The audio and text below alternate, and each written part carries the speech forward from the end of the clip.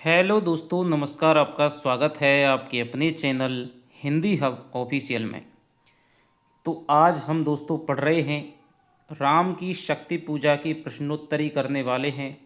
राम की शक्ति पूजा जो कि आरपीएससी फर्स्ट ग्रेड में, यूजीसी नेट में लगी हुई है और भी कई में। तो उसके हमने 8 या 9 भागों में उसको पूरी अच्छी तरह से पढ़ा दिया है। आरपीएससी फर्स्ट ग्रेड 2026 नाम की प्लेलिस्ट है जो आपको डिस्क्रिप्शन बॉक्स में मिल जाएगी। उसी में टेलीग्राम चैनल की लिंक भी है जहाँ से आप ज्वाइन कर सकते हैं। राम की शक्ति पूजा नाम से भी प्लेलिस्ट बनी हुई है जहाँ से आप उसको पढ़ सकते हैं। तो चलिए बिना किसी देरी के हम आज क्वेश्चनों को करते हैं। और अभी 25-30 लाइनों से ही ये मैंने क्वेश्चन हैं वो बनाए हैं। कुछ क्वेश्चन हैं जो परीक्षाओं में आए हुए हैं, पहले उनको देखेंगे। इसके बाद में यदि आपने इस क्लास को और अधिक मोटिवेट किया तो अगला पार्ट भी जल्दी से आएगा। तो पहला क्वेश्चन है, आराधन का दृढ़ आराधन से दो उत्तर। राम की शक्ति पूजा में यह कथन किसका है? हनुमान का, सुग्रीव का, जाम्बवान का, विभीषण का।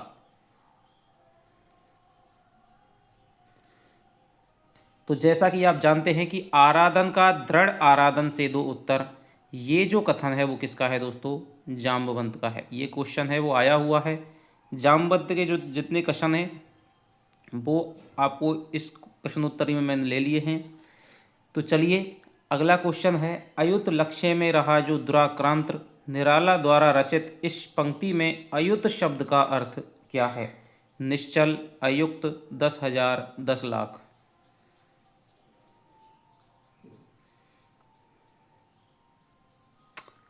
तो दोस्तों अयुत माने होता है क्या? 10,000। लक्ष्य माने होता है लाख, अयुत माने होता है 10,000। अगला क्वेश्चन है अमानिशा उगलता गगन घन अंधकार, खो रहा दिशा का ज्ञान स्तब्ध है पवन चार, अप्रतिहत गरज रहा पीछे अम्बुधि विशाल, भूधर है ध्यान मग्न केवल जलती मशाल। राम की शक्ति पूजा से उद्धृत इन पंक्तियों से संकेतित अर्थ नहीं है। जीवन के बाधा विघ्नों के विरुद्ध अपराजय मानव संघर्ष, दुर्दमनीय विदेशी शासन के बढ़ते हुए अन्याय और आतंक के प्रति प्रबुद्ध राष्ट्र चेतना का संघर्ष, प्रकृति प्राण की भौतिक शक्ति के विरुद्ध मानव आत्मा की चिन्मय शक्ति का संघर्ष, अपने युग की विषम परिस्थितियों से हताश कवि, ये दोस्तों कवि है, का स्वयं से संघर्ष और पराजय का भय।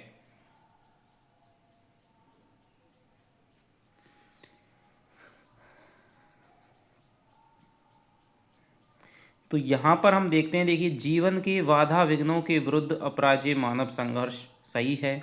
दुर्दमनीय उसी समय विदेशी शासन था, तो उस समय क्या है, भारतीय चेतना का भी यहाँ पर क्या है, संघर्ष है। राष्ट्र की चेतना है, अंग्रेजों से संघर्ष कर रही थी, तो ये भी सही हो जाएगा। प्रकृति प्राण की भौतिक शक्ति के विरुद्ध मानव आत्मा की चिन्मय शक्ति का संघर्ष, ये भी सही है। अपने युग की विषम परिस्थितियों से निराश कवि का स्वयं से संघर्ष पराजय का भय, ये दोस्तों यहाँ पर गलत है। यहाँ पर पराजय का और उसका भय नहीं है, बल्कि क्या है, निराला का जीवन संघर्ष है वो व्यक्त होता है। तो निराला भी अपने युग की परिस्थितियों से संघर्ष करते हैं, तो यहाँ पर ये ऑप्शन गलत हो जाएगा। हे पुरुष सिंह तुम भी वह शक्ति करो धारण, राम की शक्ति पूजा में यह कथन किसका है? जाम्बवंत का, हनुमान का, लक्ष्मण का, विभीषण का।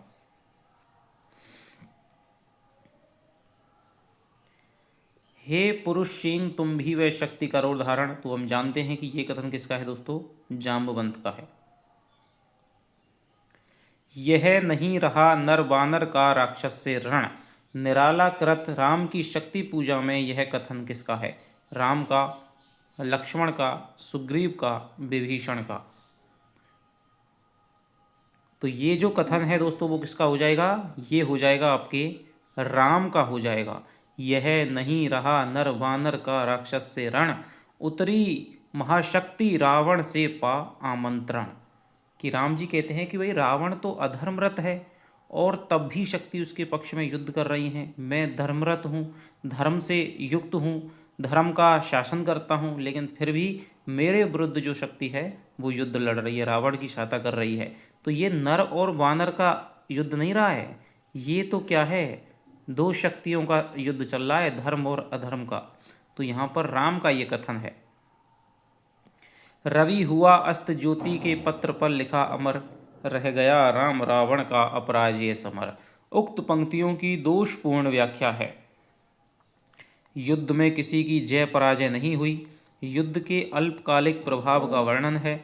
युद्ध में राम का पक्ष निर्बल रहा है, भयावह रात्रि का आरंभ हो गया है।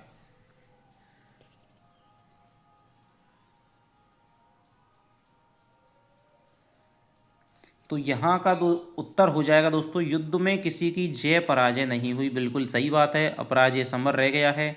युद्ध के अल्पकालिक प्रभाव नहीं दोस्तों, युद्ध का क्या है, दीर्घकालिक प्रभाव का वर्णन है। युद्ध में राम का पक्ष है वो निर्मल रहा है, बिल्कुल सही बात है। और रवि हुआ अस्त, सही देखिए, जो सूर्य है वो क्या हो गया है, अस्त हो गया है, यानी कि जो सूर्यवंशी राम हैं उनका जो पक्ष है वो क्या रहा है, निर्बल रहा है। जो रावण की सेना है वो भारी पड़ी है, भयावह रात्रि का आरंभ है वो हो गया है। तो ये बिल्कुल बात है। तो यहाँ पर ये वाला ऑप्शन है वो सही है, ये नहीं, ये दूसरा वाला ऑप्शन है वो सही है। राम की शक्ति पूजा में वर्णित शक्ति पूजा का मूल स्रोत क्या है?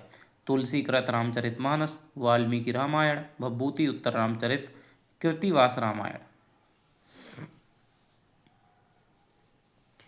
तो शक्ति पूजा का दोस्तों जो मूल स्रोत हो जाएगा वो हो जाएगा कृतिवास रामायण, बांग्ला की कृतिवास रामायण।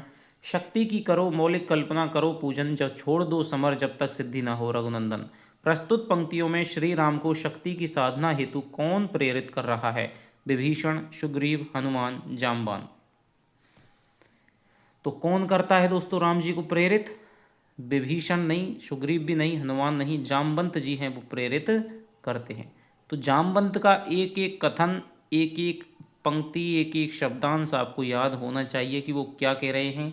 धिक जीवन जो पाता ही आया विरोध, धिक साधन जिसके लिए सदा ही किया शोध। प्रस्तुत काव्यांश में श्री राम की किस मनोदशा का वर्णन है? तो यहाँ पर देखिए हम समर्पण, क्रोध, हताशा, उन्माद। तो यहाँ पर राम जी की जो है हताशा है, और राम जी के माध्यम से निराला के जीवन की हताशा व्यक्त हुई है। रामविलास शर्मा ने राम की शक्ति पूजा में किन दो कविताओं का सार तत्व माना है? जागो फिर एक बार, बादल राग, तुलसीदास सरोज स्मृति, सरोज स्मृति जूही की कली, तुलसीदास कुकुरमुत्ता।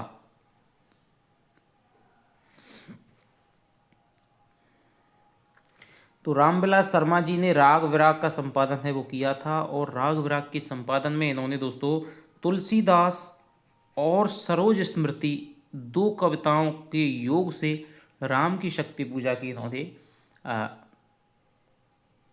उत्पत्ति है वो मानी है कि भाई इतना तुलसीदास और सरोज स्मृति में जो निराला के स्वयं का दुख है, जो पीड़ा है, और तुलसीदास का जो प्रबंधात्मक कौशल है, दोनों ने मिलकर के राम की शक्ति पूजा की रचना की है। यानी दोनों कविताओं का जो सार तत्व है वो हमें राम की शक्ति पूजा में देखने को मिलता है। राम की शक्ति पूजा कविता मूलतः किस संकलन है? गीतिका, परिमल, आराधना, अनामिका।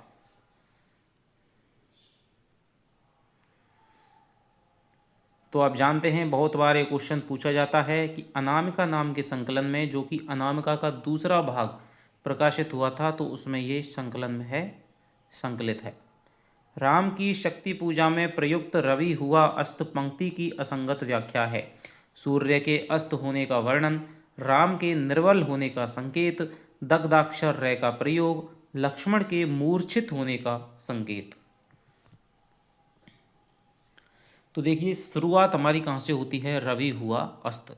तो मैंने आपको जब अर्थ करवाया था तब तीन बातें बताई थी कि रवि हुआ अस्त यानी कि भयावह रात्रि का जो आरंभ है वो हो गया है, सूर्य अस्त हो गया है, राम का पक्ष है वो निर्बल रहा है, और रा से रवि से दग्धाक्षर रे का प्रयोग है वो किया है, क्योंकि युद्ध का वर्णन करना है, वीर रस का यहाँ पर वर्णन है, रौद्र का, तो यहाँ पर दग्धाक्षर रे का प्रयोग है, राम के निर्बल होने का संकेत है, सूर्य के अस्त होने का वर्णन है, लक्ष्मण के मूर्छित हो जाने का यहाँ पर कोई संकेत नहीं है।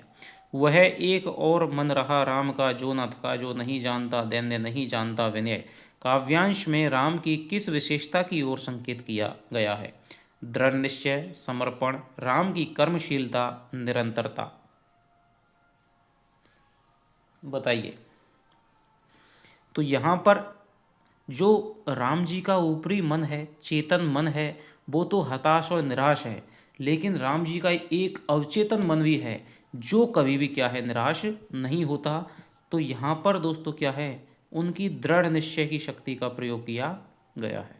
बताया गया है कि जो दैन्य नहीं जानता है, दया करना नहीं जानता है, जो विनय करना नहीं जानता है, तो ऐसा दृढ़ निश्चय। धिक जीवन जो पाता ही आया विरोध, राम का यह कथन किसके जीवन की त्रासदी है? राम के, भारत के, निराला के, विभीषण के। तो अभी मैंने आपको बताया किसके जीवन की त्रासदी है, राम के माध्यम से यह स्वयं निराला के जीवन की ही त्रासदी है। निराला उल्लास और विषाद के ही कवि नहीं, संघर्ष और क्रांति के भी कवि हैं। इस क्रांति का लक्ष्य है स्वाधीन शोषण मुक्त समाज। निराला के संबंध में यह कथन किस आलोचक का है? रामविलास शर्मा, नंद दुलारे वाजपेयी, हजारी प्रसाद द्विवेदी, नामवर सिंह।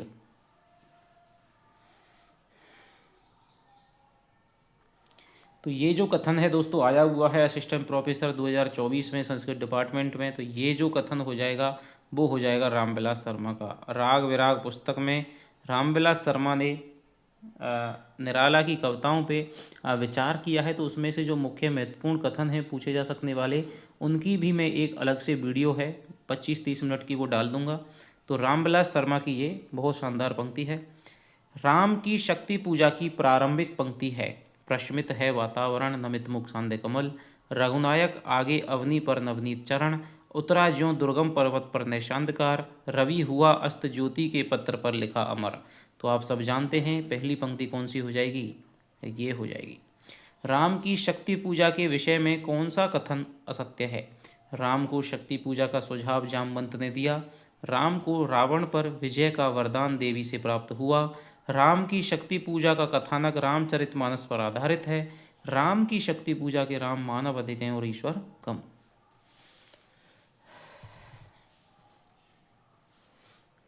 तो इसमें आप देखिए, राम को शक्ति पूजा का सुझाव जामवंत जी देते हैं, बिल्कुल सही बात है।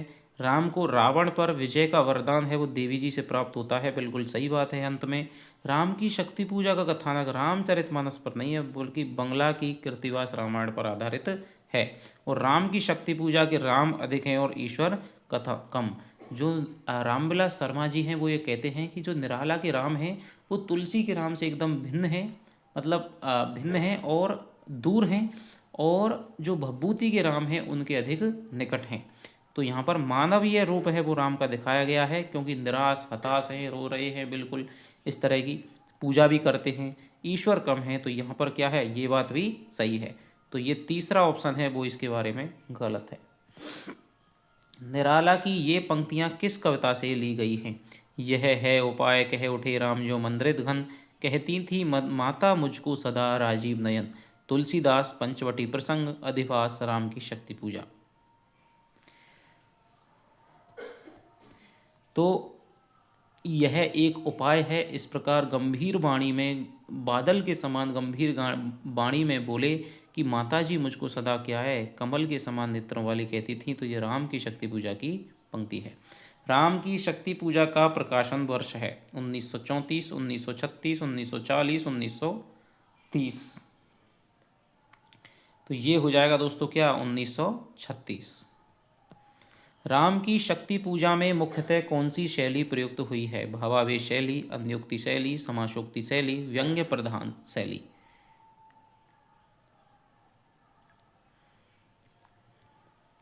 तो दोस्तों समासोक्ति शैली या समास प्रधान शैली है वो प्रयुक्त हुई है। पूरी की पूरी कविता है वो दीर्घ समासों का जटिल आवरण है। तो समासोक्ति शैली। राम की शक्ति पूजा को बिच्छू सांप छुड़ाने का मंत्र किसने कहा है? रामविलास शर्मा, नंदुलारे वाजपेयी, राम नरेश त्रिपाठी, राम स्वरूप चतुर्वेदी। तो राम की शक्ति पूजा को जब हम पढ़ते हैं तो ऐसा लगता है कि कोई हम मंत्र वाँच रहे हों। तो एक आलोचक या एक कवि हैं राम नरेश त्रिपाठी, उन्होंने कहा है कि इस कविता को क्या कहा है, बिच्छू और सांप छुड़ाने का मंत्र है वो कहा है। राम अशुद्ध होकर भी यदि कर सकता त्रस्त, तो निश्चय तुम हो सिद्ध करोगे उसे ध्वस्त। राम की शक्ति पूजा में यह कथन किसका है? लक्ष्मण का, जाम्बवान का, सुग्रीव का, विभीषण का। तो ये जो कथन है वो कौन कर रहा है? शक्ति की करो मौलिक कल्पना, करो पूजन, छोड़ दो समर जब तक सिद्धि न हो। रघुनंदन, रावण अशुद्ध होकर भी यदि कर सकता त्रस्त, तो निश्चय तुम हो सिद्ध करोगे उसे ध्वस्त। तो ये कह रहे हैं, जामवंत जी कह रहे हैं कि भाई रावण यदि अशुद्ध होकर के भी तुमको त्रस्त कर सकता है, महाशक्ति उसके पक्ष में हो सकती हैं, तो निश्चय तुम साधना करके महाशक्ति को अपने पक्ष में करके और रावण को ध्वस्त कर सकोगे। तो जामवंत जी ये कह रहे हैं।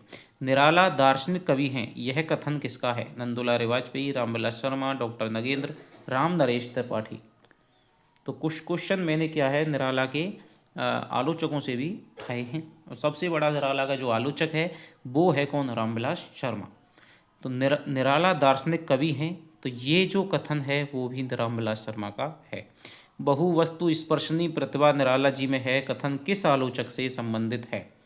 हजारी प्रसाद द्विवेदी, मुकुटधर पांडे, रामचंद्र शुक्ल, नंद किशोर नवल। तो ये जो दोस्तों कथन हो जाएगा किसका हो जाएगा? ये हो जाएगा रामचंद्र शुक्ल का। वस्तु स्पर्शनी की बहु वस्तु, बहुत सारी वस्तुओं का स्पर्श कर लेते हैं, ये जो प्रतिभा है रामचंद्र शुक्ल ने कहा है। निराला के अनुसार हिंदी में मुक्त काव्य किस छंद की बुनियाद पर सफल हो सकता है?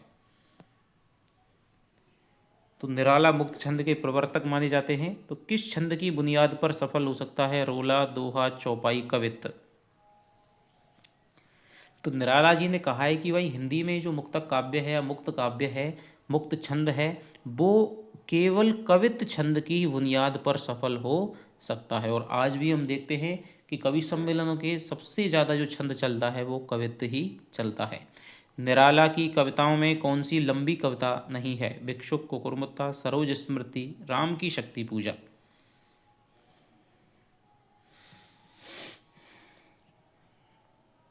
तो कौन सी नहीं है दोस्तों? भिक्षुक है वो बहुत ही छोटी कविता है, कुकुरमुत्ता लंबी कविता है, सरोज स्मृति भी लंबी कविता है, राम की शक्ति पूजा भी लंबी कविता है। तो उत्तर हो जाएगा भिक्षुक।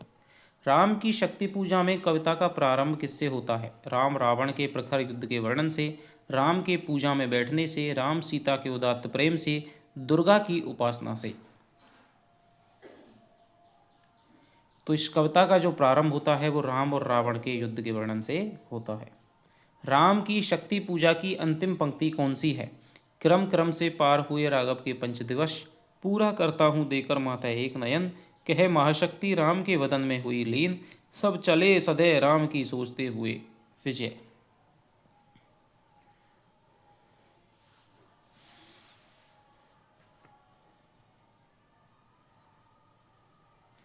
तो यहाँ पर जो राम की अंतिम पंक्ति है शक्ति पूजा की वह है कि देवी है वो राम के वदन में यानी उसके मुख में क्या हो जाती है? लीन हो जाती है, और राम को क्या है? जीतने का, विजयी होने का संदेश है वो, या आशीर्वाद है वो दे देती है। राम की शक्ति पूजा किस श्रेणी की कविता है? मुक्तक काव्य, लंबी कविता, अकविता, हाइकू। तो आप जानते हैं कैसी कविता है, ये आपकी लंबी कविता हो जाएगी। राम की शक्ति पूजा के विषय में असंगत कथन है, इसमें धर्म और अधर्म के शाश्वत संघर्ष का चित्रण है। यह रचना मूलतः राम और सीता की प्रणय गाथा है, इसमें राम शक्ति की आराधना करते हैं। यह रचना छायावादी काव्य की एक उत्कृष्ट रचना मानी जाती है। तो यहाँ पर क्या हो जाएगा दोस्तों? राम की शक्ति पूजा के विषय में असंगत कथन हो जाएगा। धर्म और अधर्म का शाश्वत संघर्ष, बिल्कुल सही बात है, राम और रावण के माध्यम से। ये रचना मूलतः राम और सीता की प्रणय गाथा नहीं है, बल्कि उन्हें स्मृति आती है कि ऐसे क्षण घन अंधकार में जैसे विद्युत, जागी पृथ्वी तनया कुमार का की छवि अच्युत, देखते हुए निष्पलक याद आया उपवन, प्रथम स्नेह का विदेह का लतांतराल मिलन, नैनों से गोपन, नैनों का नैनों से गोपन प्रिय संभाषण, पलकों का नव पलकों पर प्रथम उत्थान पतन, कांपते हुए किसले, झरते पराग समुदय, गाते खगनक जीवन पर चैतरु मलय वलय, ज्योति प्रभात स्वर्गीय। तो इस प्रकार यहाँ पर केवल उनकी स्मृति आती है जनक वाटिका की। तो ये जो कथन है वो गलत है, इसमें राम शक्ति की आराधना करते हैं, सही बात है, छायावादी काव्य की उत्कृष्ट रचना है। निराला के बारे में कौन सा कथन सही है? कविता में भारतीय परंपरा और गौरवशाली मूल्यों का अभाव है, अभावों की तीव्र एवं मर्मांतक व्यथा कहीं भी व्यक्त नहीं हुई है, कविता में आध्यात्मिकता और रहस्यवादी भावना के दर्शन होते हैं। अधिकांश रचनाएं पौराणिक आख्यानों पर केंद्रित हैं। तो यहाँ में सही कथन बताना है आपको।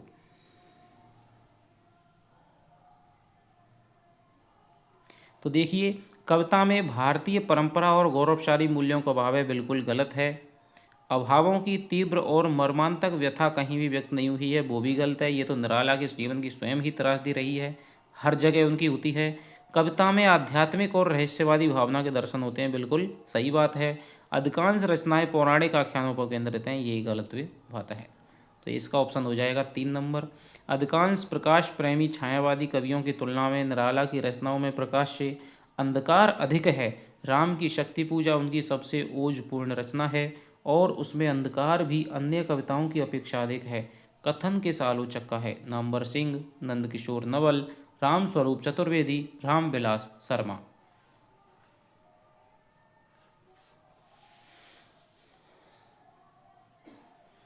तो निराला की रचनाओं में प्रकाश से अंधकार अधिक है, तो ये जो कथन है वो भी किसका है? रामविलास शर्मा का है। राम रावण के युद्ध के विषय में असंगत कथन छांटिए। आज का युद्ध है निर्णायक रहा है। दोनों ओर से सेनाओं ने क्षण प्रतिक्षण अपनी अपनी सामरिक व्यूह रचनाओं में परिवर्तन किया। सारी व्यूह रचनाएं रण कौशल से भंग कर दी गईं। रावण के युद्ध दर्प को नष्ट करने के लिए राम का युद्ध कौशल व रावण द्वारा उसको विफल कर देने का क्रम ही शाम तक चलता रहा है। बताइए, गलत कथन है वो छांटना है। तो इसका दोस्तों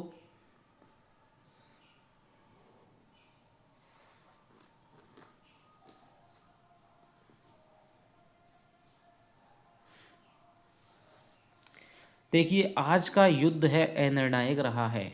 रवि हुआ ज्योति के पत्र पर लिखा अमर, रह गया राम रावण का अपराजय समर। यानी कि कोई भी निर्णय नहीं हुआ है, कौन जीता है कौन हारा है। तो ये कथन बिल्कुल सही है। दोनों ओर की सेनाओं ने क्षण प्रतिक्षण अपनी अपनी प्रतिपल व्यूह वेद को परिवर्तित कौशल समूह है। ठीक है, तो यहाँ पर क्या है? प्रतिपल उन्होंने क्या है? व्यूह वेद को जो अपनी व्यूह रचनाएं उनमें परिवर्तन किया है। सारी व्यूह रचनाएं रण कौशल से भंग कर दी गई हैं। तो ये भी बिल्कुल सही है कि जो दूसरी है वानर राक्षस सेना है या राम की सेना है, दोनों ओर की सेनाएं व्यूह रचना बना रही हैं, लेकिन उनको बार बार उनको अपने रण कौशल से भंग किया जा रहा है। रावण के युद्ध दर को नष्ट करने के लिए राम का युद्ध कौशल रावण द्वारा उसको विफल कर देने का क्रम ही शाम तक चलता रहा। शाम तक नहीं, केवल 2 पहरों तक चलता रहा है। 2 पहर तक चलता रहा है। रावण राघव लाघव वारणगत युग्म प्रहर। युग्म माने 2, प्रहर माने पहर, यानी 2 पहर तक राम और रावण का क्रम है वो चलता रहा है। तो ये ऑप्शन गलत हो जाएगा। आगे चलते हैं। विद्धांग वध कोदंड मुष्टि खर रुधिर श्राव। पंक्ति में कोदंड शब्द का अर्थ क्या है? कोदंड माने कोई भी, युद्ध कौशल, धनुष, विशाल। तो कोदंड माने आप जानते हैं विद्धांग वध कोदंड मुष्टिखर रुधिर स्राव, की मुष्टि में बंधे हुए जो धनुष है उससे भी क्या है, राम जी का जो पूरा शरीर है वो क्या है? बाणों से भिद गया है। कोदंड मुष्टि, लेकिन उनका जो धनुष है फिर भी वो क्या है? दृढ़ता से मुट्ठी पर क्या है? बंधा हुआ है और उनके अंगों से तेजी से क्या है? रक्त निकल रहा है। तो ये हो जाएगा कोदंड माने धनुष। राघव लाघव रावण वारणगत युग प्रहर उद्धत लंकापति कमर्दित कवि दल बल विस्तर अन्वेष राम विश्वजित दिव्य सर्वभंग भाव विद्धंग वध कोदंड मुष्टिखर रुधिर श्राव। काव्यांश के संदर्भ में असंगत कथन है या गलत कथन है। युद्ध की विभीषिका का वर्णन है, सामासिक शैली का प्रयोग है और राम का उत्कर्ष व्यंजित हुआ है। महाप्राण व संयुक्ताक्षर ध्वनियों का प्रयोग है। तो आप जानते हैं युद्ध की विभीषिका चल रही है, राम और रावण का युद्ध चल रहा है, सामासिक शैली भी प्रयुक्त है। राम का उत्कर्ष नहीं दोस्तों, राम का अपकर्ष है वो व्यंजित हुआ है। महाप्राण व संयुक्ताक्षर ध्वनियों का प्रयोग है। रावण प्रहार दुर्वार विकल वानर दलवल। पंक्ति में दुर्वार शब्द का अर्थ क्या है? दुर्वार माने दोबारा, असहनीय, दुर्भावना, दुर्वासा। तो रावण प्रहार दुर्वार विकल वानर धर बल। तो रावण के असहनीय प्रहारों से जो सारी जो वानर सेना है वो क्या हो गई, व्याकुल हो गई। तो यहाँ पर हो जाएगा असहनीय, ऐसे जो सहन ना करे जा सकें। राम रावण युद्ध वर्णन की प्रारंभिक पंक्तियों में केवल एक योद्धा को चैतन्यशील बताया गया है, वो कौन थे? जामवंत, लक्ष्मण, हनुमान, अंगद। ये क्वेश्चन कह रहा है कि भाई राम का जब युद्ध होता है शुरुआत में 18 पंक्तियों में वर्णन है, उसमें केवल एक ही योद्धा है राम की सेना में जो केवल क्या है, चैतन्यशील बताए गए हैं। तो वो कौन है बताइए।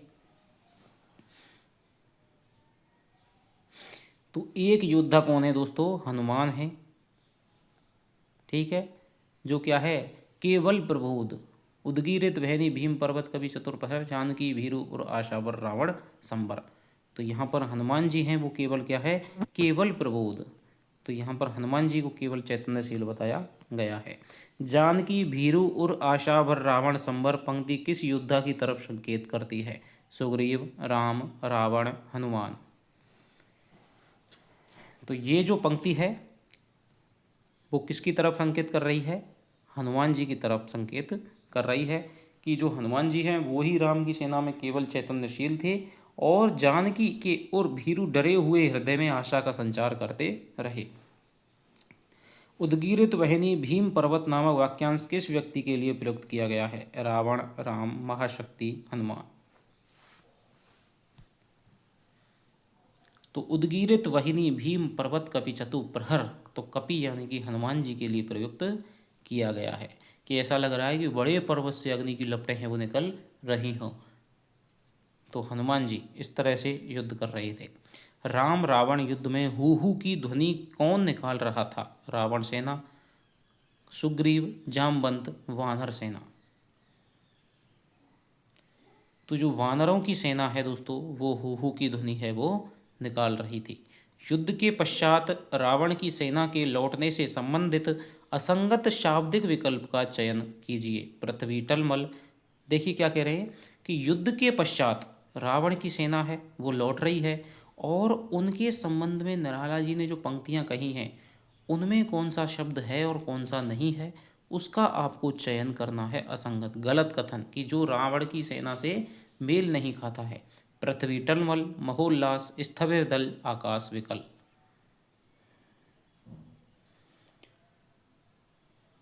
तो देखिए इसमें जो हो जाएगा वो हो जाएगा कौन? देखिए पृथ्वी टलमल, लौटे युग तल, राक्षस पदतल पृथ्वी टलमल। तो राक्षस के पैरों से क्या हो रही है? पृथ्वी टलमल। पृथ्वी टलमल, बिंद महोल्लास से बार बार आकाश विकल। तो महोल्लास भी हो जाएगा, आकाश विकल भी हो जाएगा, लेकिन स्थविर दल नहीं होगा। नमित मुख सांध्य कमल की उपमा से किस योद्धा की दशा व्यंजित की गई है? राम, लक्ष्मण, वानर सेना, बौद्ध भिक्षु। तो यहाँ पर नमित मुख सांध्य कमल, संध्या के समय के मुरझाए हुए कमल के समान, लक्ष्मण चिंता पल पीछे, वानर वीर सकल। तो लक्ष्मण की जो दशा है वो व्यंजित की गई है। राम की सेना के लौटने से संबंधित असंगत शाब्दिक विकल्प है। वानर वाहिनी खिन्न, लख निजपति, स्थविर दल से बार बार।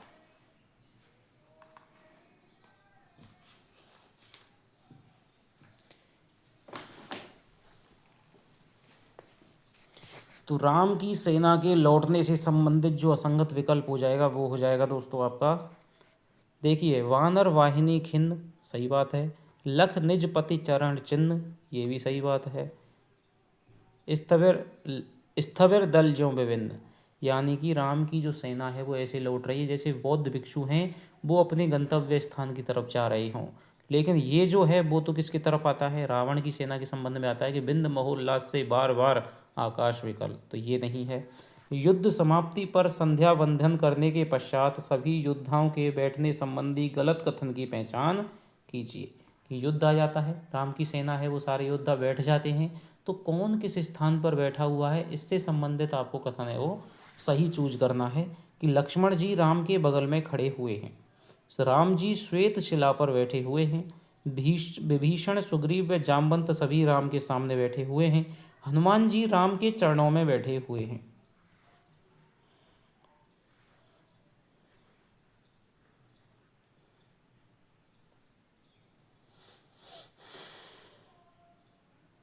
बताइए।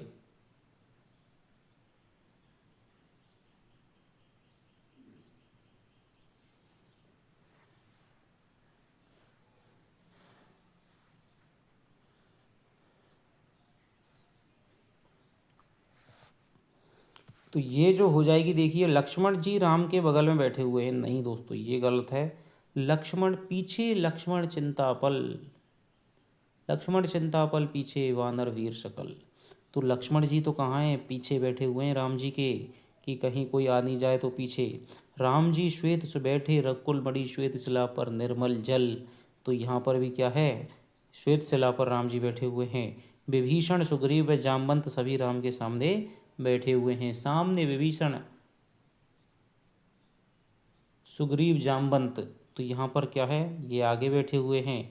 प्रांत पद्म के महावीर, तो महावीर यानी हनुमान जी राम के चरणों में बैठे हुए हैं। तो इसका जो उत्तर हो जाएगा वो ये हो जाएगा।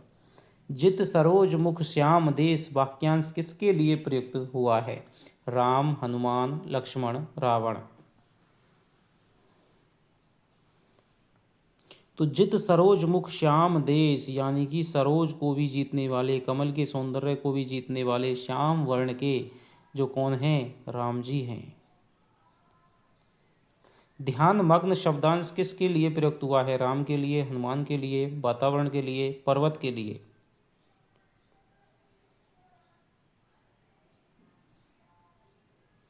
तो ये जो शब्दांश है वो किसके लिए हुआ है दोस्तों? ये हुआ है आपका किसके लिए?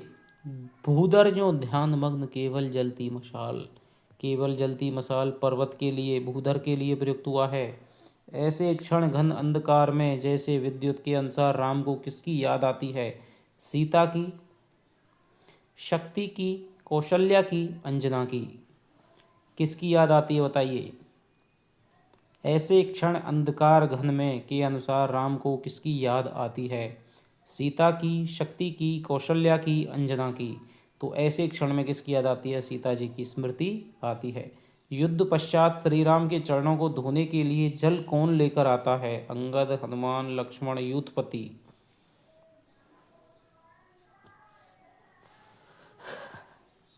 तो युद्ध पश्चात कौन लेकर आता है दोस्तों? युद्ध पश्चात जल लेकर आता है कौन आपका?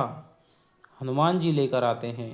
कि कर पद छाल नारद पटु हनुमान, लेकर आए जल कद कर पद छाल नारद पटु हनुमान, अन्य वीर सर के तीर गए संध्या विधान। तो यहाँ पर हनुमान जी लेकर के आते हैं। युद्ध से लौटते समय राम की दशा के संबंध में अनुपयुक्त विकल्प कौन सा है? नवनीत चरणों वाले राम सबसे आगे चल रहे हैं, धनुष की प्रत्यंचा ढीली पड़ चुकी है, दृढ़ता से बंधा हुआ जटाओं का मुकुट खुलकर केवल पीठ पर फैला हुआ है, राम के मन में भी रात्रि के समान निराशा का अंधकार उतर रहा है।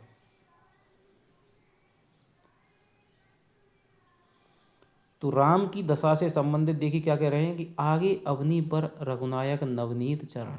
तो ये तो पंक्ति बिल्कुल सही है। श्लथ धन गुण है कटी त्रस्त तोड़ी धरण। तो यहाँ पर धनुष की प्रत्यंचा है वो भी यहाँ ढीली पड़ चुकी है। दृढ़ जटा मुकुट हो प्रतिपंड बंध प्रतिलट से खुल, फैले पृष्ठ पर वृक्ष बक्ष पर बाहुओं पर विपुल। यानी कि जो दृढ़ता से जटाओं का मुकुट बंधा हुआ था वो अब खुल कर के बाहुओं पर, भुजाओं पर, कंधों पर, पीठ पर, छाती पर फैल गया है। तो ये जो ऑप्शन है वो गलत हो जाएगा। केवल पीठ पर नहीं बल्कि बाहुओं पर, भुजाओं पर, पक्ष पर और पीठ पर फैला हुआ है।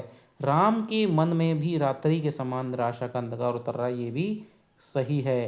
कि उतरा जो दुर्गम पर्वत पर नैशांधकार, दूर चमकती ताराएं हों जो कहीं पार। तो यहाँ पर भी ये संकेतित हो रहा है। आए सब शिविर शानु के, पंक्ति में शानु शब्द का अर्थ क्या है? शीघ्रता, पर्वत की दुर्गम चोटी, पर्वत शिखर की समतल भूमि, धीरे धीरे।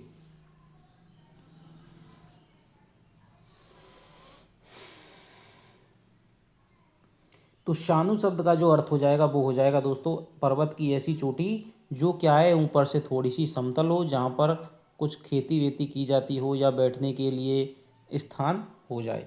तो ये वाली चोटी नहीं होगी बल्कि क्या होगी, ये वाली चोटी हो जाएगी। तो इसका हो जाएगा ऑप्शन नंबर 3।